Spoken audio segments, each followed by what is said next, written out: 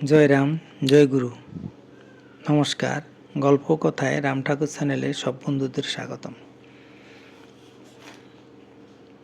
বন্ধুরা, আজ আমি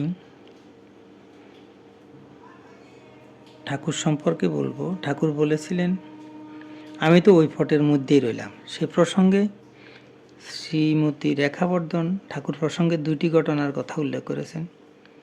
আজকে আমি প্রথম ঘটনাটি আপনাদেরকে বলে শোনাবো, আর দ্বিতীয় ঘটনাটি আগামী দিন বলে শোনাবো।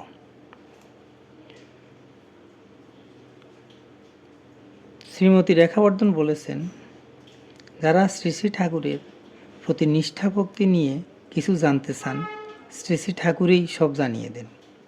তাছাড়া তিনি রক্ষাকর্তাও বটে। ঠাকুরের পটে এবং ঠাকুরের মধ্যে কোনো বিভেদ নেই।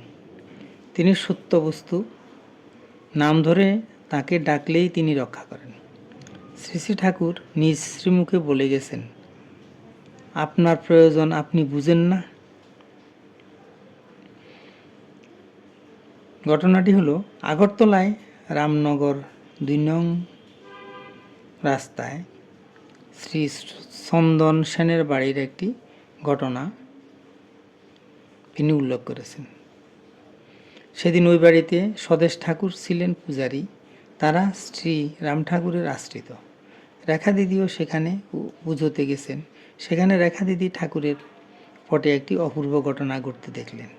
তিনি দেখলেন দুটো সাপ শ্রী শ্রী ঠাকুরের শ্রীপটে মস্তকে ঠাকুরকে যেন বারে বারে ছোবল দিচ্ছে।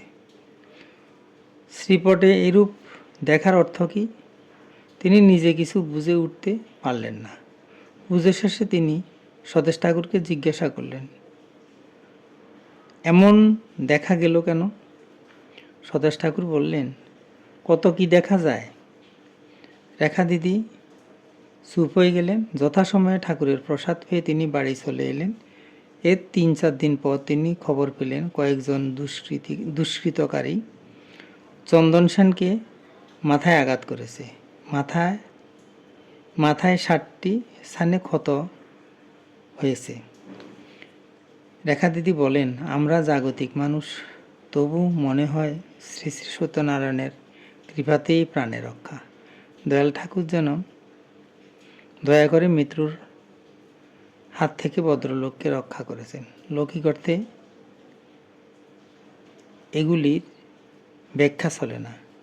বন্ধুরা, আজ প্রথম ঘটনাটি শেষ করলাম। এখন শ্রী শ্রী ঠাকুরের বেদবাণী থেকে ২-১টি বাণী পাঠ করে আপনাদেরকে শোনাচ্ছি। ঠাকুর বলেছেন, সংসার মায়াময়, সকলই প্রাক্তনে সম্পাদন করিয়া থাকে। ঠাকুর আবার বলেছেন, যাহা হয় প্রারব্ধ ভোগ, তজ্জন্য কোনো চিন্তা করিতে নাই। সততই সহিষ্ণু শক্তির আহরণ করিবে। সাধ্য অনুসারে কার্য করিয়া যাবে। গোলমালের কোনো বন্ধনের কার্য করিবে না। অনর্থক উৎপাতটা নিয়া নিমন্ত্রণা করিয়া আনিবে না। ধার করিতে অভ্যাস করিবে না। ধার করা বড় দোষ। কষ্টে সৃষ্টে সহ্য করিয়া অঋণী থাকাই ভালো। বন্ধুরা, আজ এই পর্যন্তই। আগামী দিন আবার শ্রী শ্রী ঠাকুর সম্পর্কে গল্প বানিয়ে নিয়ে আপনাদের সাথে থাকব। বন্ধুরা, চ্যানেলটি যদি আপনাদের ভালো লেগে থাকে তাহলে সাবস্ক্রাইব করে চ্যানেলটির পাশে থাকবেন। আর নতুন বন্ধু হলে সাবস্ক্রাইব করতে ভুলবেন না প্লিজ। আর বেশি বেশি করে লাইক, শেয়ার, কমেন্ট করবেন। ধন্যবাদ। ভালো থাকবেন। জয় গোবিন্দ। গুরু কৃপাই কেবলম।